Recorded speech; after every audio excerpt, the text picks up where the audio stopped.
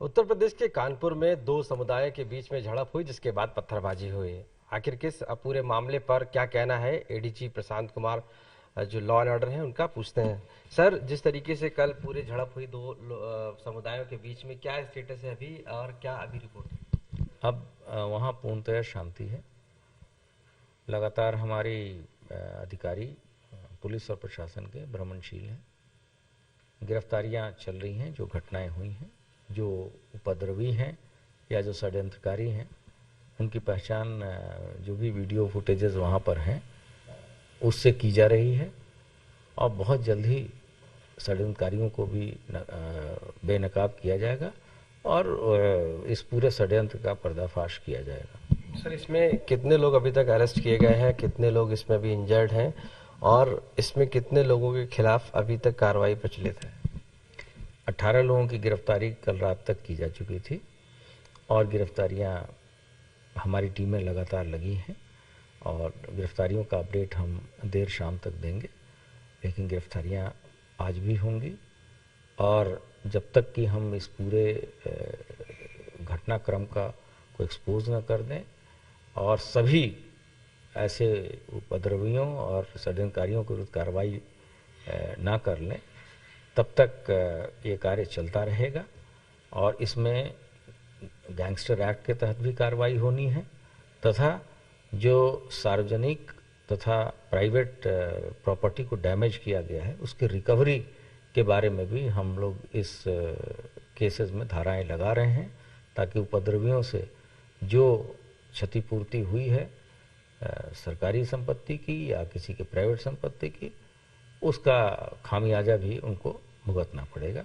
इस संबंध में 2020 में उत्तर प्रदेश सरकार ने नया एक्ट पारित किया है और उसके तहत ही नियमानुसार कार्रवाई की जाएगी।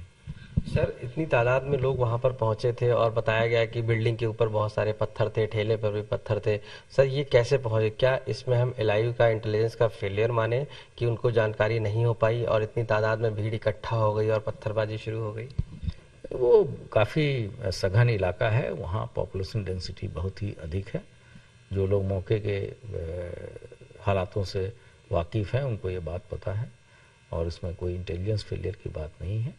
वहाँ जो पुलिस बल था जो ड्यूटी के लिए लगाया गया था उसकी संख्या कम थी और जैसे ही ये घटना हुई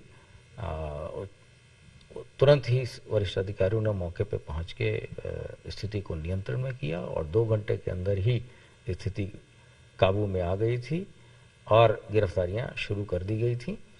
और जब रात में एडिशनल फोर्स भी हम लोगों ने मुख्यालय से और कानपुर जोन से भी उनको दिया गया है।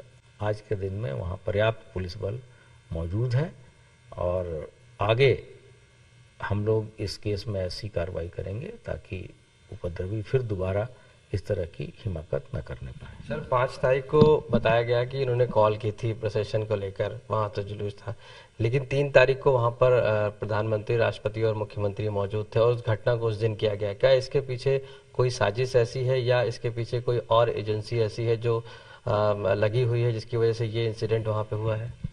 नहीं, ये षड्यंत्र की इसमें पूरे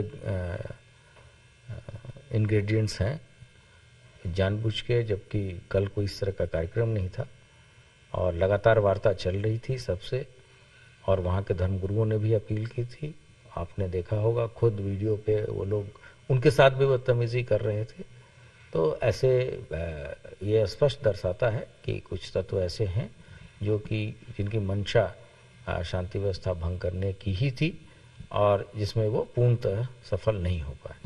सर, उसमें जो मेन एक्यूज बताया जाता है, जो प्रोसेशन स्टार्ट कर रहा था अली जौहर करके जो संस्था थी, तो वो संस्था क्या कहीं से फंडिंग की जा रही थी या उसको फंड किया गया? क्योंकि जिस तादाद में लोग वहाँ दिखाई दिए वो लोग बाहर के भी थे इस तरीके से, तो उसके पीछे क्या बड़ी साजिश है या कोई बहुत बड़ी ऐसी एजेंसीज हैं, चाहे वो पीएफआई और सिमी हो?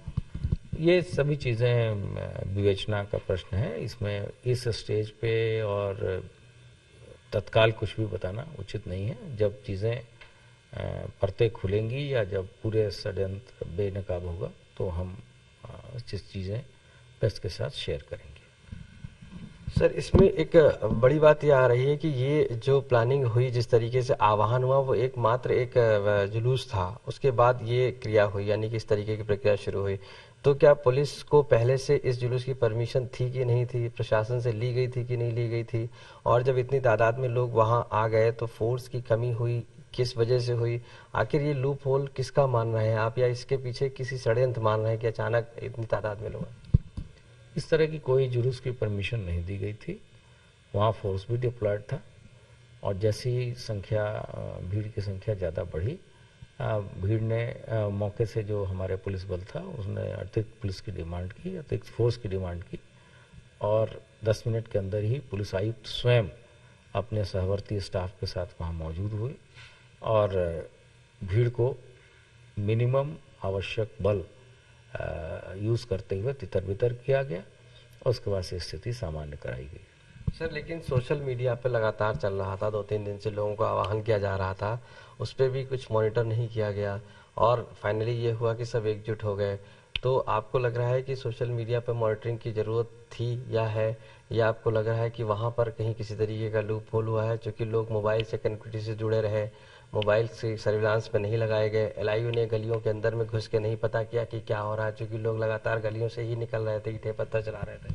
नहीं, इसमें कोई इंटेलिजेंस फेलियर नहीं है, सारी सूचनाएं थी और सारे प्रिकॉशनरी मेजर लिए गए थे और फोर्स जो वहाँ थी वहाँ कुछ कम फोर्स का डिप्लॉयमेंट था और जैसे ही सूचना मिली भीड़ बढ़ने की, वहाँ फोर्स को तुरंत रीइंफोर्समेंट भेजा गया और बहुत ही त्वरित गति से स्थिति को सामान्य किया गया, जिसके कारण किसी भी व्यक्ति की जान नहीं गई।